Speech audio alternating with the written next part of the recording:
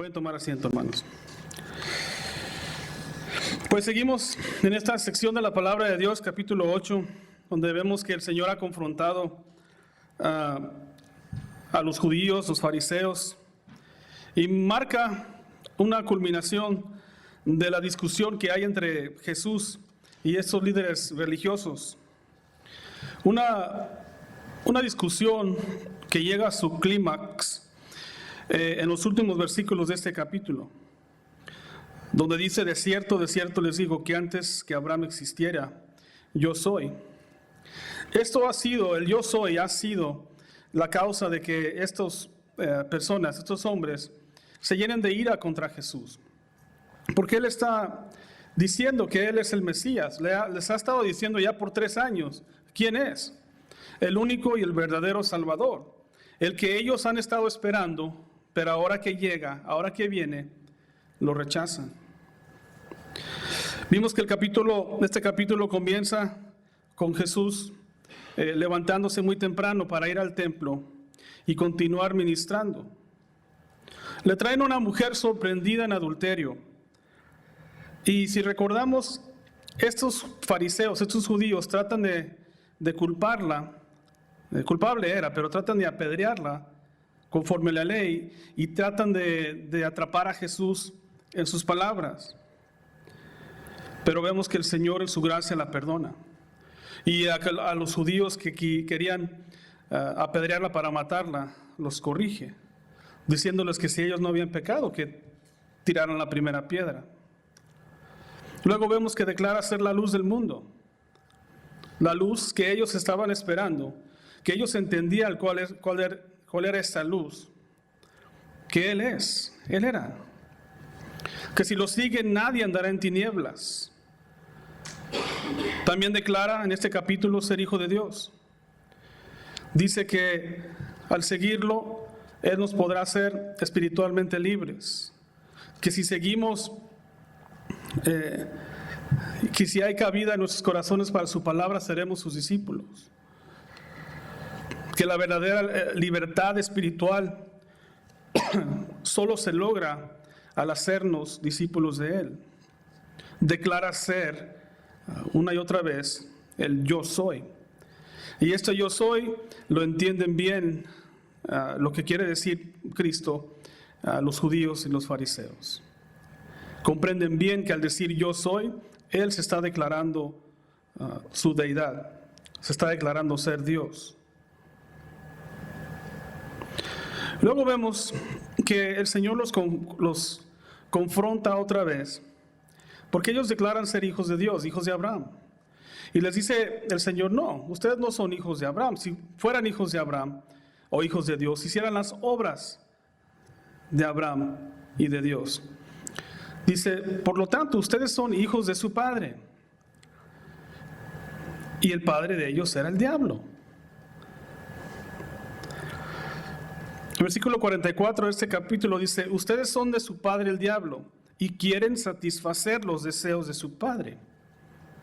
Él era homicida desde el principio y no se basaba en la verdad, porque no hay verdad en él. Cuando habla mentira, de lo suyo propio habla, porque es mentiroso y padre de mentira. Y esas palabras que dice Jesús las dice abiertamente. ¿Sí? Las dice delante de todos. Entonces esto causa una ira, un odio hacia Él, porque Él los confrontaba con palabra. Él los confrontaba con la verdad. Ellos habían visto sus obras, que no había habido nadie como Él. Habían escuchado sus palabras, que nunca se habían hablado esas palabras como Él las hablaba. Pero aún así ellos lo rechazan. Se enfurecían contra Él. Y ahora vemos que ya no teniendo ningún argumento filosófico, intelectual, empiezan a llamarle nombres, empiezan a calumniarlo, a decirle que es un demonio, a decirle que es un samaritano, como ahorita veremos, a decirle que él había nacido de fornicación. Ok, tú eres según hijo de Dios, le dicen, pero nosotros no nacimos de fornicación como tú. Nosotros tenemos padre y madre que estuvieron casados, tú no. Entonces vemos cómo se escala el nivel de los insultos al Señor. Ya no pueden alegarle por medio de la palabra. Él ha comprobado quién es en la palabra. No pueden alegar las obras que Él hizo. Y lo único que les queda es insultarlo. Y eso a veces nos pasa a nosotros, hermanos. Si el argumento de la persona con la que tú estás hablando no tiene ninguna validez bíblica, empiezan a atacar el carácter, empiezan a llamarte nombres, empiezan a inventar calumnias. Y eso impide que la obra del Señor siga su obra en ti. ¿Por qué? Porque a lo mejor muchas cosas son ciertas, pero tenemos que entender que el Señor está trabajando en nuestras vidas. Tenemos falta de carácter, seguimos enojones, seguimos lo que tú quieras. Pero el Señor sigue trabajando, sigue haciendo su obra, amén. Vamos a ver el versículo 48. Dice, respondieron los judíos y le dijeron, ¿no decimos bien nosotros que tú eres samaritano y que tienes demonio? Los judíos estaban airados con Jesús y no hallando más qué decir de él, lo acusan de ser un samaritano. Llamarle samaritano a un judío era de los peores insultos que le podías decir al judío. Los samaritanos eran descendientes de los judíos que se mezclaron con naciones paganas. A los judíos o al pueblo de Israel le tenía prohibido mezclarse con cualquier nación y mucho menos que fueran idólatras o paganas. Y esto fue lo que hicieron algunos judíos. Y de ahí sale el pueblo samaritano. Los samaritanos estaban tan torcidos en su forma de pensar que ellos tenían su propio Pentateuco, los primeros 5 libros de la ley. Tenían sus propios libros.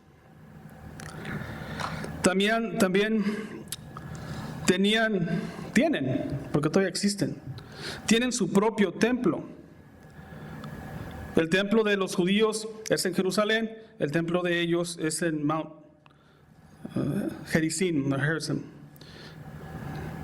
Tienen su propia Pascua y adoran a sus dioses paganos a la misma vez. Es una mezcla de lo que había dejado el Señor en la ley y las costumbres judías con las costumbres y leyes y costumbres paganas, idólatras. Entonces los judíos y los samaritanos eran enemigos de muerte. Y la enemistad que ellos sentían el uno por el otro se fue intensificando con el pasar de los años. Vemos en una ocasión en Lucas 9, 51 al 55 que esto sucede. Dice, aconteció que cuando se cumplía el tiempo en el que había de ser recibido arriba, él afirmó su rostro para ir a Jerusalén. Envió mensajeros delante de sí, los cuales fueron y entraron en una aldea de los samaritanos para hacerle preparativos. Pero no lo recibieron los samaritanos, porque vieron en su cara que iba a Jerusalén. Al ver esto, sus discípulos Jacobo y Juan le dijeron, Señor, ¿quieres que mandemos que descienda fuego del cielo y los consuma?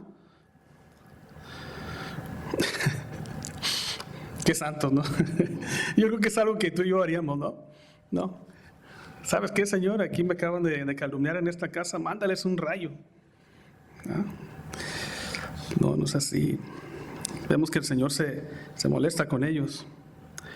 Los discípulos, aún siendo discípulos, tenían un desprecio por los samaritanos y querían que el Señor mandara una bomba atómica a ese pueblo. ¿Sí? Pero Jesús no tenía ese desprecio.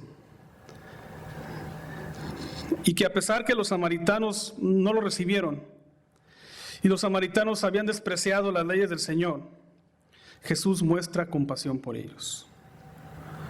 Y eso nos muestra, hermanos, que Él muestra su gracia y compasión para el pecador. para el que no camina con Él. Él quiere que todos sean salvos. Versículo 55 de Lucas 9 dice: Él se dio la vuelta y los reprendió. Reprendió a sus discípulos y fueron a otra aldea. A Jesús no le pareció que sus discípulos quisieran mandarles una bomba atómica. No le pareció. Él tenía amor por ellos, así como tiene amor por nosotros, que siendo aún pecadores, Cristo murió por nosotros. Vimos también cuando Jesús trató con la mujer samaritana, que había tenido 5 maridos y estaba viviendo con el 6º. Le muestra que Él es el Mesías y le otorga perdón, le otorga compasión. Entonces la idea que tenían los judíos hacia los samaritanos, el Señor no la tenía.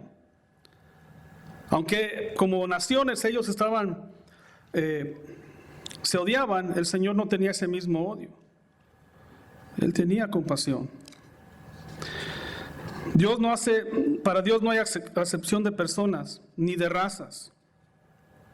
Todo el que quiera seguirle y recibirlo como su Salvador lo puede hacer. No importa qué pasado tengas.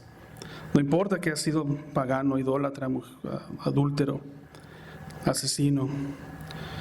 Eso no le interesa al Señor. Le interesa que tú te arrepientas y vengas a Él. Entonces, cuando los judíos le llaman a Jesús un samaritano, es decirle: tú eres un half-breed, estás mezclado, tú en realidad eres un pagano y lo que hablas son palabras de paganos, por lo tanto tú eres un demonio, porque los paganos adoraban a ídolos y los ídolos son del demonio. Ellos estaban diciendo que Jesús era un enemigo de Dios, cuando en realidad los enemigos de Dios eran ellos. En otras ocasiones, en muchas, los judíos y los escribas acusan al Señor de tener un demonio. En Marcos 3:22 dice: los escribas que habían descendido de Jerusalén decían que estaba poseído por Belzebul y que mediante el príncipe de los demonios echaba fuera a demonios. Más adelante en Juan 10 veremos que lo acusan otra vez de tener un demonio. No era algo nuevo para ellos acusar a Jesús. No era algo nuevo para ellos decir que Jesús era un enemigo de Dios y que servía a Satanás y que era siervo de Satanás. No era algo raro para ellos.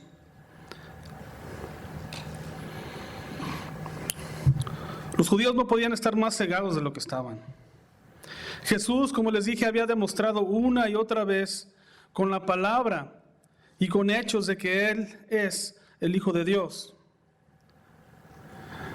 Pero lo que pasa con ellos es que su religión, su religiosidad los aturdió, los paraliza. Ellos estaban ciegos a las obras del Señor. No importaba que jamás hayan hecho los milagros que hizo Él, no importaba. Ellos estaban ciegos a Cristo. Estaban sordos al Señor. No les interesaba que nunca se había hablado las cosas que Él habló. No había interés. Estaban aturdidos, cegados y sordos a todo lo que hacía Jesús. Y este es un gran peligro de la religión, en que la religión puede estorbar para que tú veas y llegues a una fe verdadera en Cristo. La religión puede tener rasgos de verdad en ella, pero no es un verdadero evangelio. Es casi como el samaritano, que mezclaba la verdad de la palabra de Dios antigua con el paganismo. Y eso es lo que hace la religión. Hoy existen religiones en donde la verdad de Jesús está mezclada con mentiras de los hombres. Pero igual que aquel tiempo, hermanos, si tú ofreces un evangelio puro, te van a rechazar.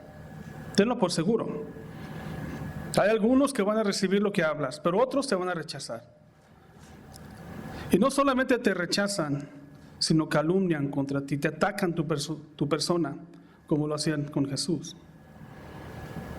Te dicen que eres un extremista, que eres un fanático y que eres una persona intolerante.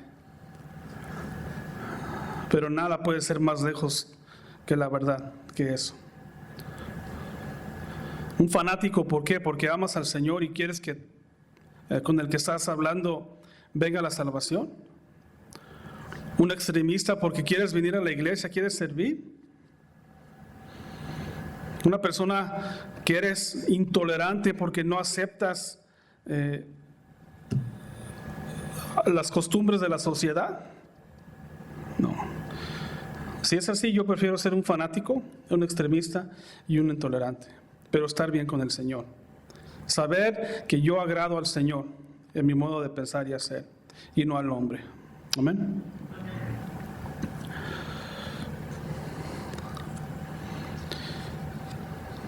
Dice Warren Wiersbe, comentarista, dice así: las personas más difíciles de ganar a Cristo son aquellos que no se han dado cuenta que tienen una necesidad. Están bajo la condenación de Dios. Sin embargo, confían en que su religión los salvará. Caminan en las tinieblas y no siguen la luz de Cristo.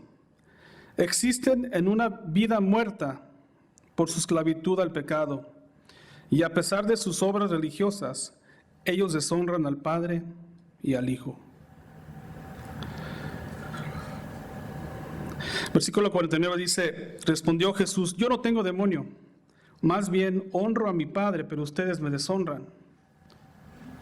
Jesús honraba al Padre y lo demostraba una y otra vez, sanando enfermos, alimentando a las multitudes, sana a un paralítico, hace innumerables obras para el Señor. Dice el último en el Evangelio de Juan que si escribiera no habría suficiente lugar en este mundo para escribir todo lo que hizo Jesús. Y estos judíos lo sabían. Esto era razón para que los judíos que decían que ellos amaban a Dios lo honraran. Pero sin embargo deciden no honrarlo. Deciden calumniarlo. Su odio no les permitía ver a Jesús por quien era, el Mesías, el único y verdadero Salvador, del cual ellos estaban esperando. Viene a ellos y ellos lo rechazan. Ninguna persona que está poseída por el diablo puede hacer lo que hacía Jesús, puede decir lo que decía Jesús. Es imposible.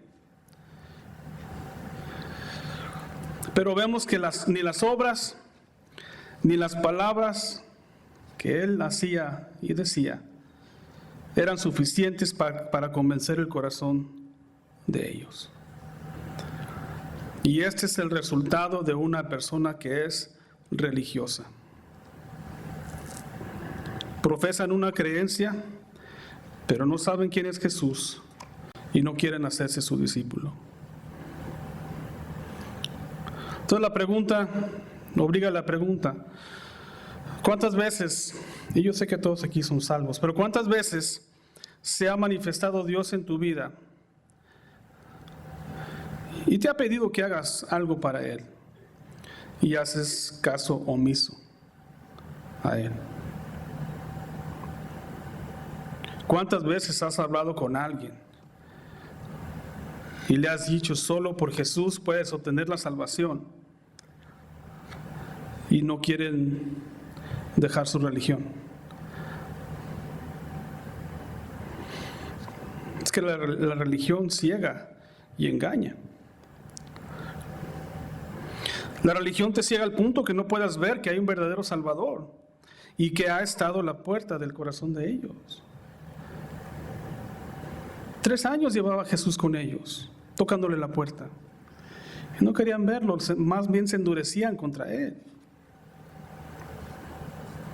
La religión te dice: haz esto, haz el otro para agradar a Dios. O te pone condiciones y te ata. Jesús dice, yo soy el camino, la verdad y la vida. Dice que conoceremos la verdad y esa verdad nos hará libres. ¿Cuántos de ustedes son libres? ¿Ninguno? Gracias a Dios por eso.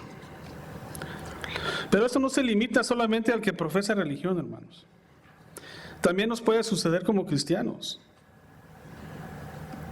Podemos ser tan religiosos que ya no recibimos corrección, no recibimos instrucción, cerramos la puerta de nuestra mente, nuestro corazón, a la doctrina sana, a la instrucción, a la palabra de Dios. Y aunque somos salvos, la salvación nadie nos la quita. No hicimos nada para recibirla y no podemos hacer nada para perderla. La salvación no se pierde. Gloria a Dios.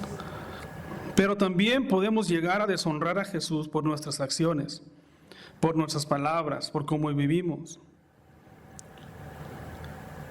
Dice, yo honro a mi Padre, pero ustedes me deshonran. Gracias al Señor que la salvación la tenemos segura. Pero debemos de vivir de una manera que honre al Señor. No hacernos fariseos. No somos policías de los demás. Que nuestra relación con el Señor esté sana. Que tengas tiempo de oración, de lectura, de esa convivencia con el Señor. Haciendo eso, Él te va puliendo. Él te va ayudando, te va enseñando lo que debes de cambiar. Recibimos instrucción de Él. Cuando escuchamos la palabra, donde quiera que la escuchen, reciban instrucción de cómo vivir. ¿Para qué? Para poder honrar a nuestro Salvador. Amén. Versículo 50 dice, yo no busco mi gloria, hay quien la busca y juzga.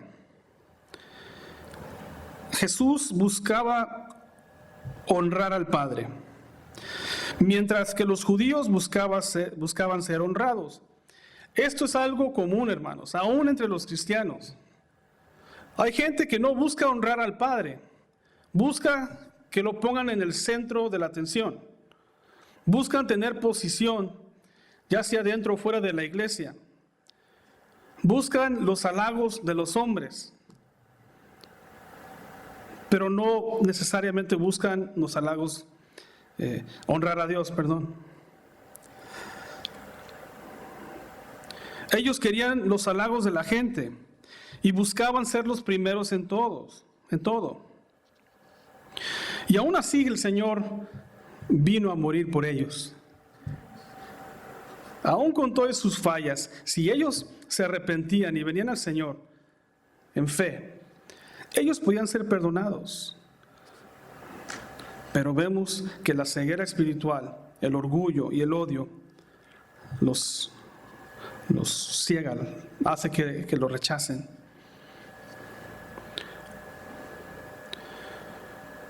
Mi pregunta, hermanos, para ustedes, ¿ustedes rechazan la palabra de Dios o la reciben? Cuando vienen a la iglesia, ¿vienen nomás a sentarse y un ratito, a convivir? ¿O reciben la instrucción? Es importante que recibamos la instrucción. Es importante que estemos atentos a lo que se está diciendo para poder poner en aplicación.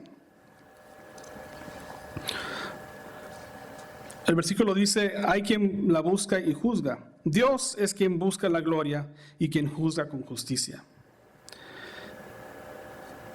Al no honrar a Jesús, ellos estaban amontonando juicio para ellos. Hay quienes escuchan el Evangelio una y otra vez. Hay quienes yo conozco que les he presentado el Evangelio una y otra vez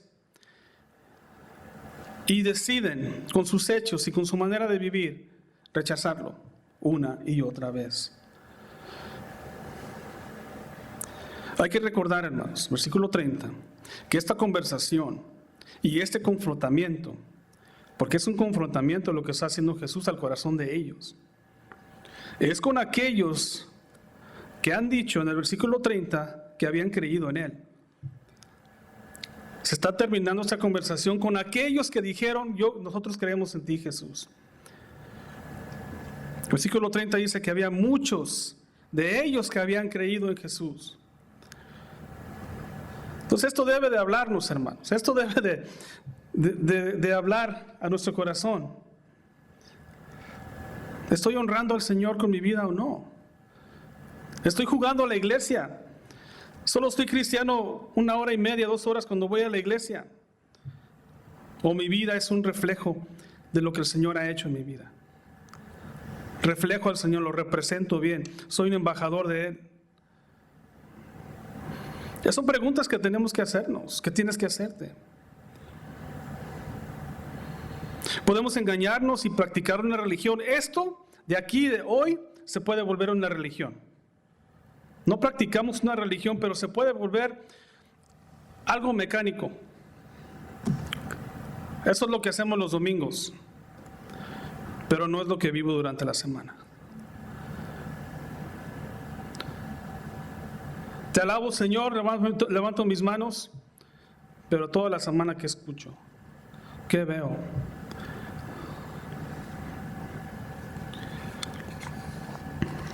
Dice el Señor que hay una necesidad que su palabra tenga cabida en nuestros corazones. Como dice, hermano, en mi corazón he guardado tus palabras para no pecar contra ti.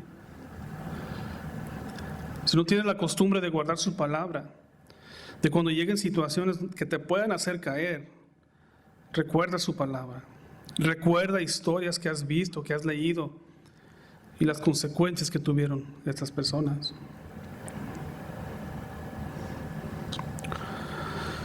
Hechos 4:12 dice: y en ningún otro hay salvación, porque no hay otro nombre debajo del cielo dado a los hombres en que podamos ser salvos. Mateo 7:13 y 14: entren por la puerta estrecha, porque ancha es la puerta y espacioso el camino que lleva a la perdición, y son muchos los que entran por ella. Son muchos los que entran por ella. Pero qué estrecha es la puerta y qué angosto el camino que lleva a la vida, y son pocos los que la hallan. El Señor está hablando al que se dice cristiano, al que se dice que cree. Versículo 51 dice: de cierto les digo que si alguno guarda mi palabra, nunca verá la muerte para siempre. Jesús les vuelve a ofrecer a estas mismas personas que lo están rechazando, les vuelve a ofrecer la vida eterna. Qué paciente es el Señor con nosotros, hermanos. Cuando tú estabas perdido, cuando yo estaba perdido, el Señor me hizo así. Ven. Y yo lo rechazaba, tú lo rechazabas. Y una y otra vez vino el Señor y dice: ven. Recíbeme. Recibe la salvación. Y es lo que está haciendo Jesús con estas personas que lo rechazan, que le dicen demonio, que le dicen samaritano, que le dicen eres un hijo ilegítimo. Dice: si alguno de ustedes que me están calumniando, que me dicen de estos nombres, que están diciendo que yo tengo un demonio, si alguno de ustedes decide guardar mi palabra, nunca van a ver la muerte. Van a pasar de vida a vida.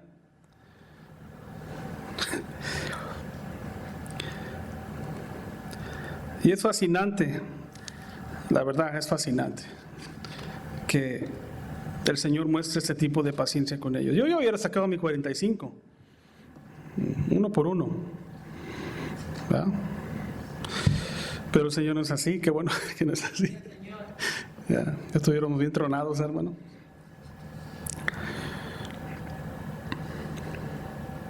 Guardar su palabra es obedecerla, es cumplir con ella, es que haya lugar en la vida del que cree y que viva una vida en obediencia. El Señor les ofrece una y otra vez la vida eterna. Pero fíjense lo que dice los versículos 52 y 53. Entonces los judíos le dijeron: ahora sabemos que tienes demonio.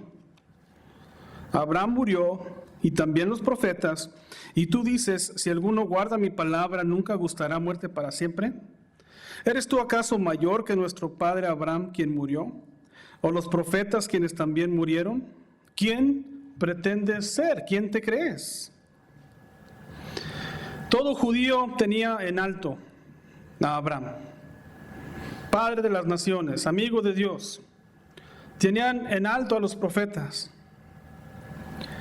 Para ellos no podía ser que Jesús fuera mayor que Abraham.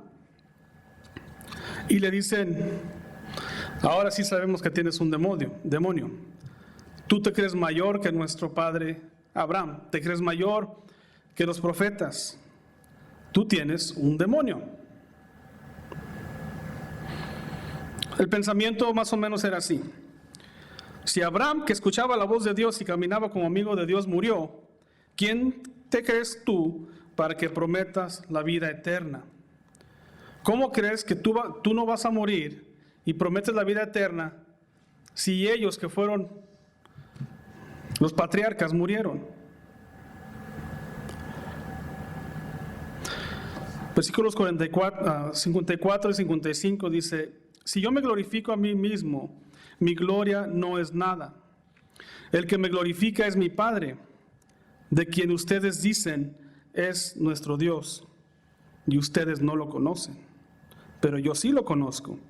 Si digo que no lo conozco, seré mentiroso como ustedes, pero lo conozco y guardo su palabra. Ahí está otra vez el principio de guardar su palabra. Los judíos decían que Dios era su Padre, que Abraham era su Padre. Pero al no creer en Jesús, ellos no podían glorificar a Dios. Y como resultado, ellos seguían y hacían las obras de su padre, el diablo. Hay que tener cuidado, hermanos, en que nuestras obras, nuestras palabras estén alineadas con la voluntad del Señor. Que nunca podamos decir nosotros, yo estoy haciendo las obras del enemigo de Dios, del que se opone a Dios. Tenemos que examinarnos, hermanos, examinar nuestro caminar con el Señor, nuestra manera de vivir, nuestra manera de hacer negocio, nuestra manera de tratar a nuestra esposa, a nuestro esposo, a nuestros hijos, a los nietos, a los amigos, a la familia. ¿Cómo los trato yo? ¿Como si como el Señor los trata? ¿O como el enemigo quiere que los trate?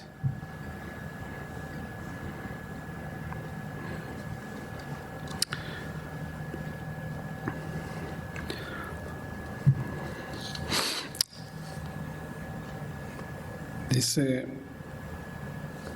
hay veces que una persona incrédula conoce la palabra. Quizá haya nacido en un hogar cristiano. Quizá haya crecido en la iglesia, pero no tiene una relación genuina con Dios.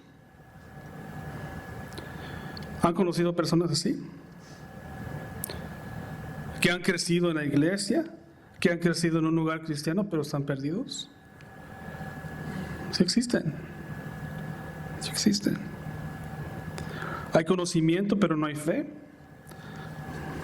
Entienden lo que leen, pero no lo comprenden, no lo creen. Esto es lo que sucedía con los judíos. Habían confiado en su religión, pero no en Jesús. Y esta religión los mantenía engañados, los mantenía fríos, los mantenía duros contra el Señor. Versículo 56, 57 dice, Abraham, el padre de ustedes, se regocijó de ver mi día. Él lo vio y se gozó. Entonces le dijeron los judíos, aún no tienes ni 50 años, ¿y ya has visto a Abraham? ¿Sabían que en el Antiguo Testamento los sacerdotes levíticos se retiraban a los 50? Entonces, este será mi último sermón, no se crean, no es cierto. No aplaudan, creo que me van a aguantar todavía unos años. Pero se retiraban a los 50, hermanos. Bueno, de algunas cosas, no del todo. Dice que Abraham se regocijó en ver su día. Jesús está hablando en términos que los judíos podían entender.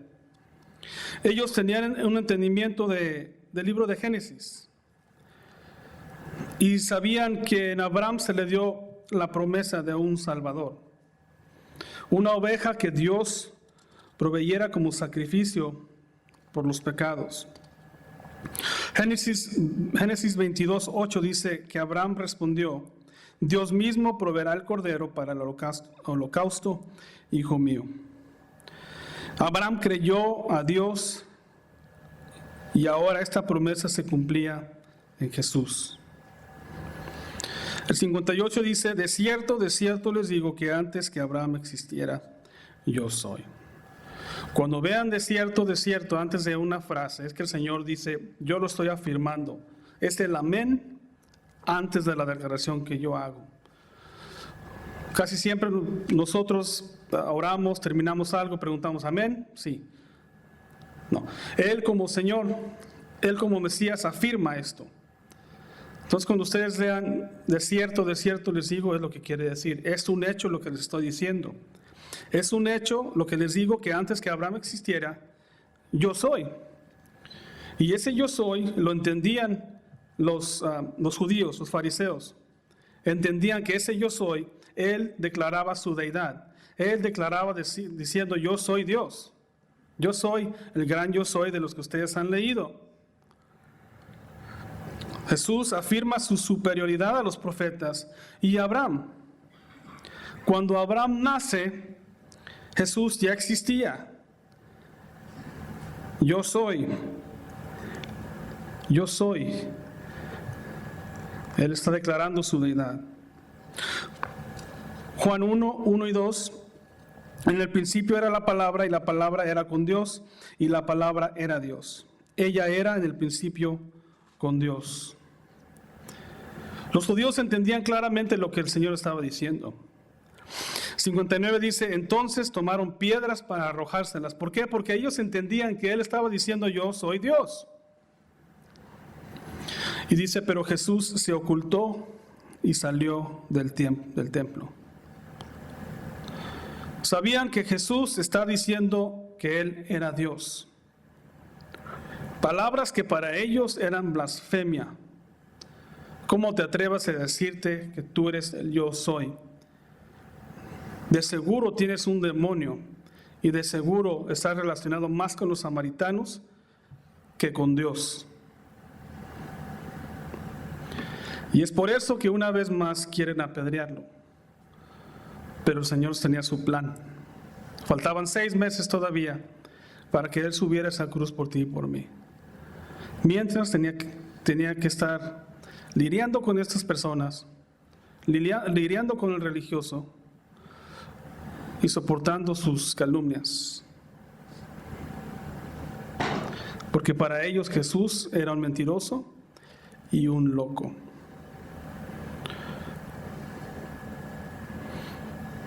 Entonces la pregunta, hermanos, hoy vamos a terminar temprano. ¿Cuál es la respuesta que tú le haces al Señor cuando Él te dice: yo soy Mesías? Necesito que cambies ciertas cosas en tu vida. Necesito que tengas más cabida para mi palabra en tu corazón. Necesito que dejes de tratar a tu prójimo como lo estás haciendo. Necesito que te comprometas conmigo más de lo que has hecho.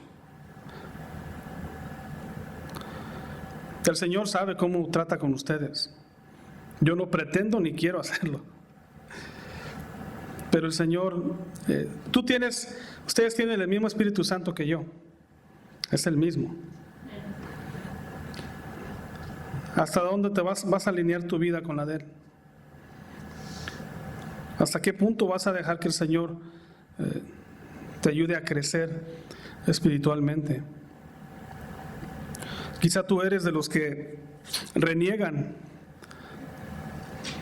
de las cosas del Señor, porque no te deja hacer lo que tú quieres. ¿Cuál va a ser tu respuesta a Él? Vemos que el religioso lo rechaza.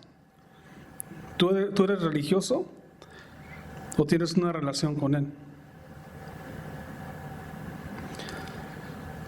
Jesús una y otra vez declara y muestra que Él es Mesías, que Él es Salvador, que Él es Dios.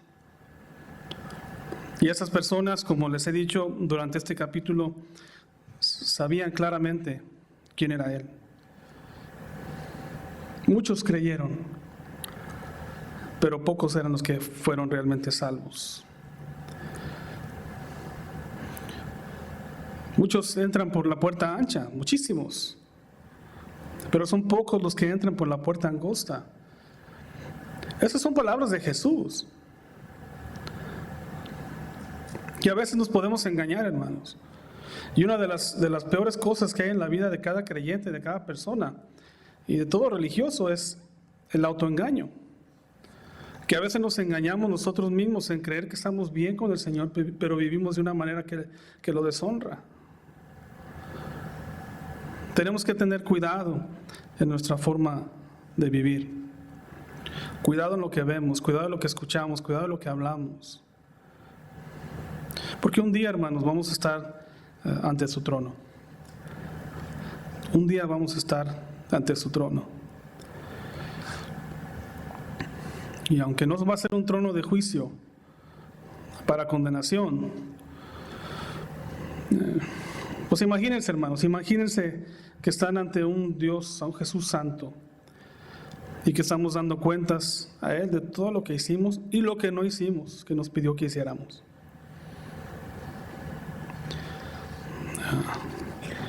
Y aunque ese trono no va a ser de condenación, es algo de temor. Y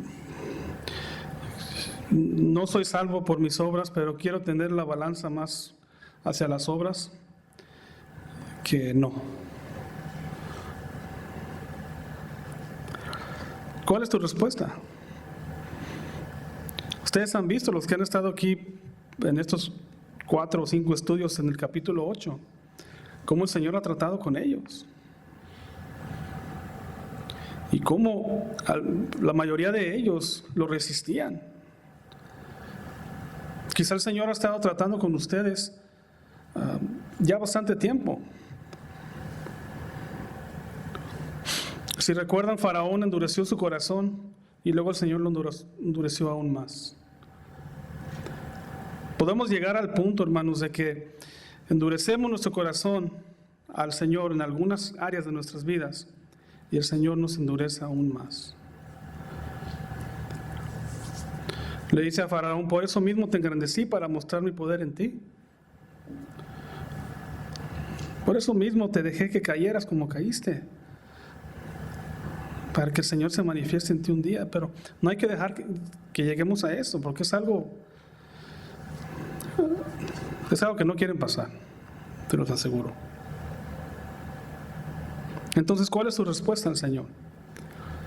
¿Habrá cabida en tu vida o vas a ser de los que quizá mueras en tu pecado porque has confesado al Señor pero no has creído?